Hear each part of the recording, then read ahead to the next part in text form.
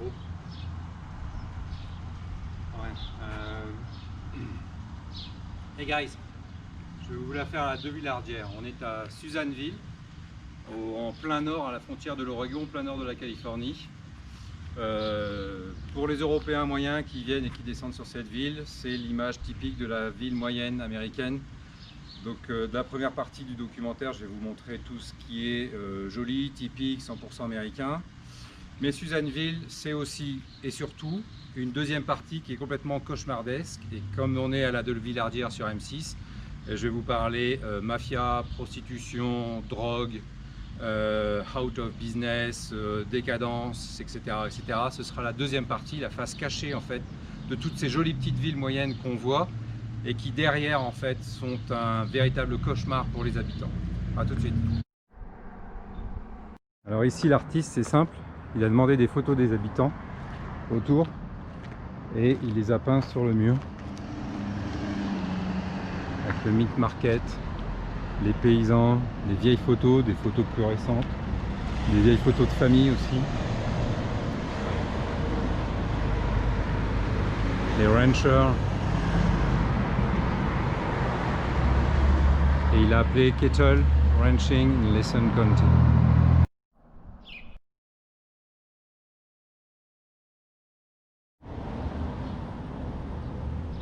On est sur le mur des pompiers avec une reproduction de la vieille ville, de la Main Street de la vieille ville en 1936.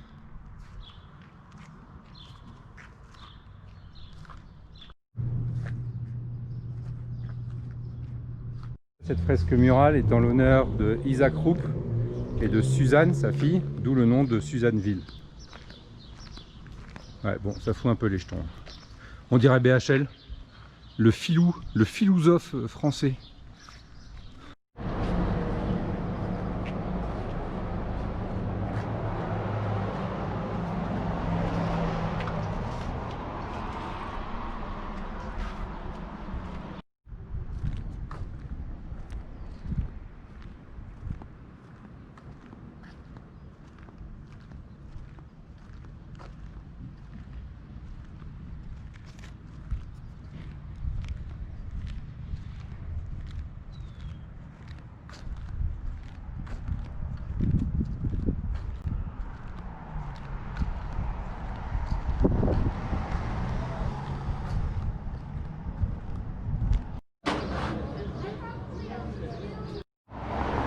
Celle-ci est dédiée en héritage aux Indiens, Native Nation.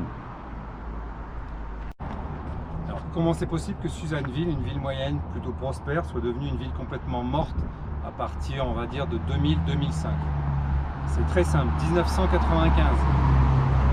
L'une des plus grandes prisons du monde, capable d'accueillir 2200 prisonniers, est construite ici. C'est vu comme une manne financière importante qui va faire fonctionner tout le business local. Loin s'en faut, ça a été tout l'inverse en fait. Non seulement année après année, les gérants de la prison, parce qu'aux États-Unis c'est beaucoup de prisons privées, ont commencé à faire appel aux grandes entreprises nationales pour la bouffe, pour le bâtiment, etc., etc. Et donc les entreprises locales n'en ont pas bénéficié. Mais deuxième effet qui se coule, une population de 12 000 habitants, 5 000 habitants aujourd'hui travaillent pour la prison, ce qui fait que les entreprises locales n'ont plus trouvé de main d'œuvre et elles ont toutes fermé les unes derrière les autres.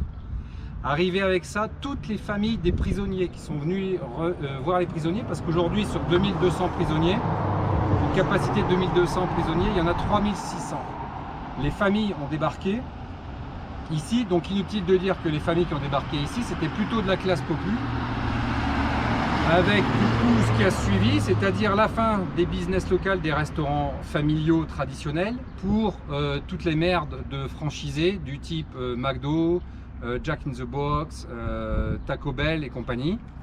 Et en plus de ça, aux États-Unis, troisième effet qui se coule, quand ils sont libérés sur parole, ils doivent être à moins de 30 miles de la ville où ils sont. Donc tous les niveaux 4, c'est-à-dire les violeurs, les assassins, les mafieux, les soupçons de meurtriers, etc. Tous ces gens-là se sont retrouvés en libération sous contrôle ici dans la ville.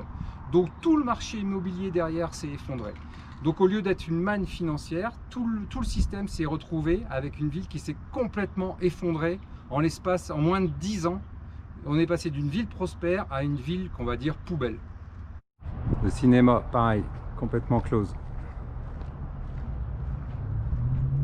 L'ancien hôtel qui est complètement fermé. L'hôtel là aussi, qui est aujourd'hui complètement close. Coiffeur fermé. Fermé. À vendre. Encore une immense bâtisse en plein cœur du Main.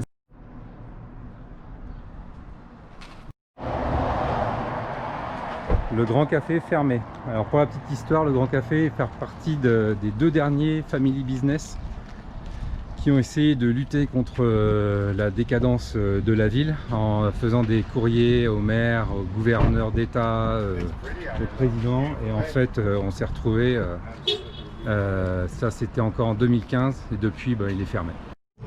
Regardez l'intérieur du Grand Café comme c'était le top, un vrai family business à l'ancienne.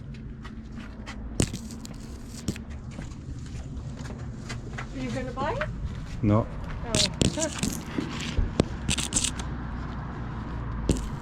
Salut tous, bon j'espère que ce reportage à Susanville vous a plu. Susanville en fait est complètement représentatif de beaucoup de villes aux États-Unis, des villes moyennes, des petites villes qui sont en pleine décadence, qui sont en pleine rupture avec toutes les valeurs et les traditions américaines que l'on peut connaître ou qui sont chez nous des images d'Épinal en fait, puisque derrière se cache en fait une misère humaine. On est ici pour 15 jours donc au pied de l'Essonne National Park, dans un RV Park où la moitié des emplacements sont pris par des jeunes et des vieux qui ne peuvent même plus subvenir à leurs besoins et qui vivent dans des caravanes. Donc la réalité est là. Donc derrière, quand on parle en effet de plein emploi aux États-Unis, avant le Covid de 2% ou 3% de chômage, c'est une réalité aussi, mais c'est une réalité des grandes villes, parce que les petites villes, elles, sont en train de crever et les jeunes ont clairement fait le choix de quitter ces villes-là pour aller vivre décemment dans les grandes villes.